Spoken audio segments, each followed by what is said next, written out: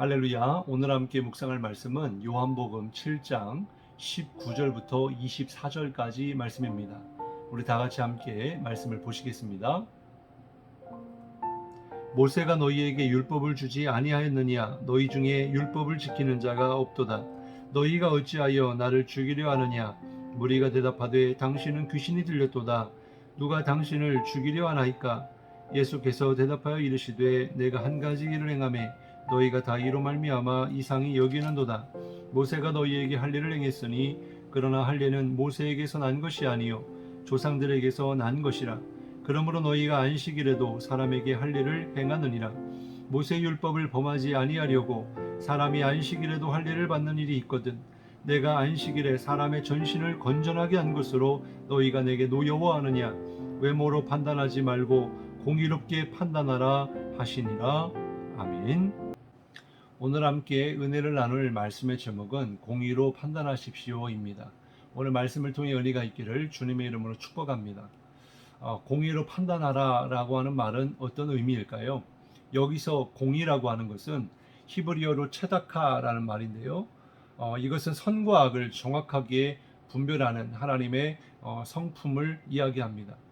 바로 심판, 법, 권리, 정의 등으로 해석될 수 있고요. 하나님이 택하신 백성들이 마땅히 수행해야 할 선과 사랑이라는 그러한 의미로도 사용됩니다. 그리고 판단이라고 하는 것은 전후 사정을 종합하여 자기의 생각을 마음으로 정한다라는 뜻이에요. 그러나 대개 성경에서는요, 이 판단은 하나님의 준엄한 심판의 행위와 관련하여서 말씀해주고 있습니다. 정리를 해보면 이렇습니다. 공의와 판단은 사람에게 있지 않고 오직 하나님의 고유 권한이다라고 하는 거예요. 왜냐하면 인간이 나름대로의 도덕적인 기준으로 법을 세운다 할지라도 그 법을 집행하는 사람이 선과 악을 정확하게 분별할 수 없기 때문입니다. 또한 전후 사정을 종합하여 살펴본다고 해도 모든 것을 완벽하게 정확하게 판단하기란 너무나 어렵기 때문이고 실수가 있기 마련이기 때문입니다. 그렇기 때문에 오직 공의와 판단은 하나님의 영역이다라고 하는 것을 우리는 깨달아야 됩니다. 그래서 성경은 이렇게 말씀합니다. 비판하지 말아라. 마태복음 7장 1절부터 5절의 말씀에 보면요. 비판을 받지 아니하려거든 비판하지 말라. 너희가 비판하는 그 비판으로 너희가 비판을 받을 것이요 너희가 헤아리는 그 헤아림으로 너희가 헤아림을 받을 것이니라. 어찌하여 형제의 눈 속에 있는 티는 보고 네 눈 속에 있는 들보는 깨닫지 못하느냐?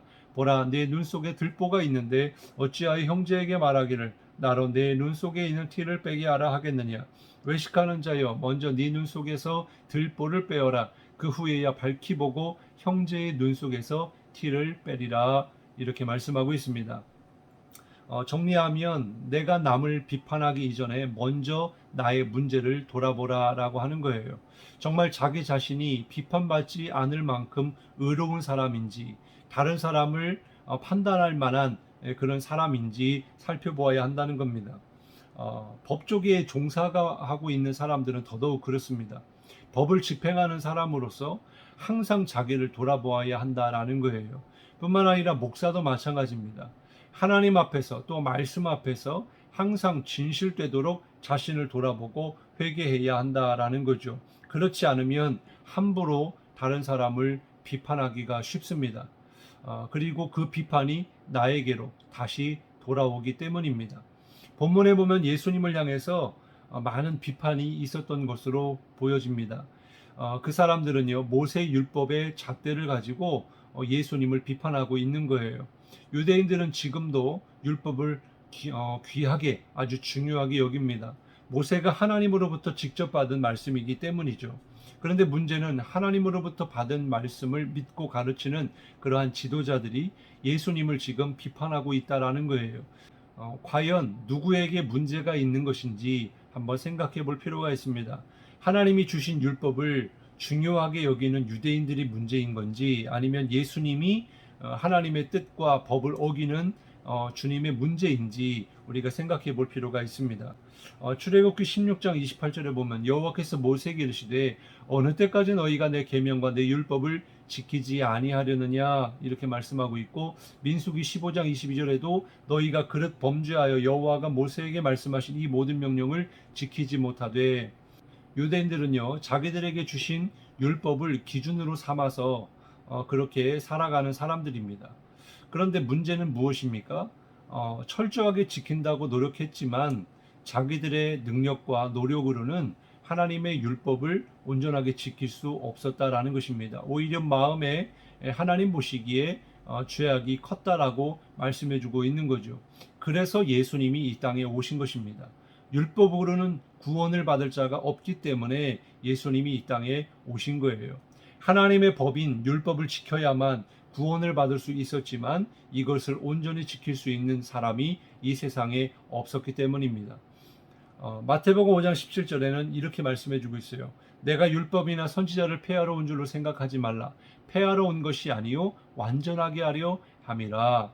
하나님이 주신 율법이 그렇다고 해서 불필요하거나 또 이 율법 자체가 문제가 있는 것이 아니고 그것을 지킬 만한 능력이 인간에게 없고 또 인간의 죄성 때문이고 또 이를 완전하게 하기 위해서 오신 분이 바로 예수님이시다라는 거죠. 그래서 예수님은 우리를 살리시기 위해서 이 땅에 오신 겁니다.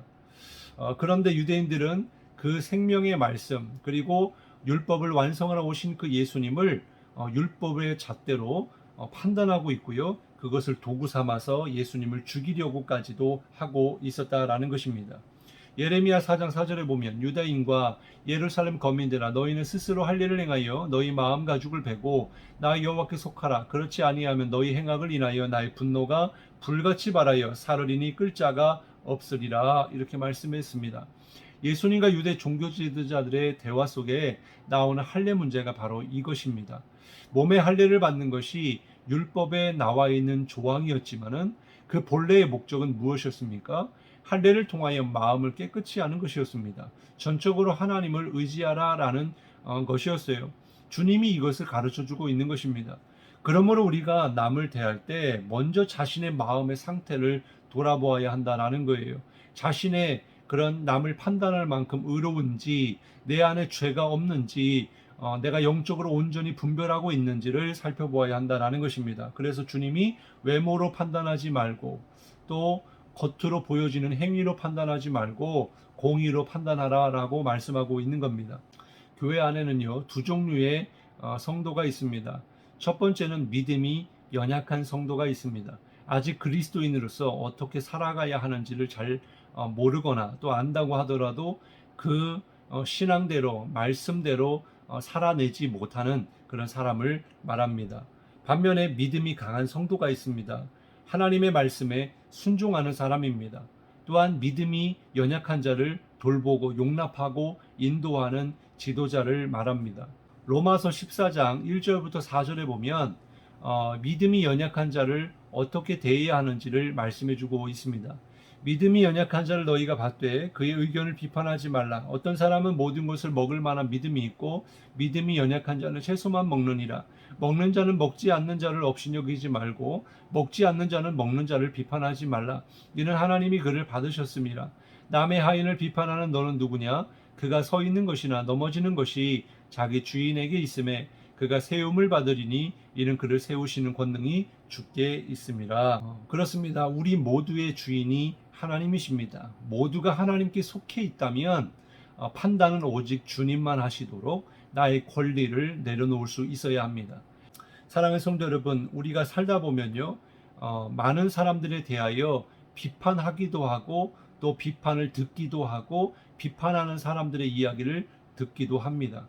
그러나 이것을 조금만 더 생각해 보면 자기중심적인 사고에서부터 비판이 비롯된다라고 하는 것을 알게 됩니다. 그리고 그 비판이 남을 향한 시기와 질투로부터 나오게 된 것을 알게 돼요.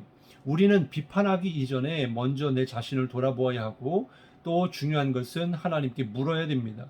그리고 믿음이 연약한 자가 실수를 하고 잘못된 그런 말을 할지라도 그 사람을 판단하기보다는 기도해 줄 줄 알아야 합니다. 이것이 성도로 부르심을 받은 우리들의 역할이다라는 거예요. 주님의 사랑으로 허물을 덮어줄 수 있고요. 하나님이 우리를 용서해 주셨듯이 우리 안에 있는 성도들을 용서해주고 용납해주고 감싸줄 수 있어야 됩니다. 주님의 사랑으로 우리가 평화의 도구가 되어지기를 주님의 이름으로 축복합니다. 기도하겠습니다. 하나님, 우리가 살다 보면 내 기준과 또 내 뜻에 맞지 않는 사람들을 비판하고 판단할 때가 얼마나 많은지 모릅니다.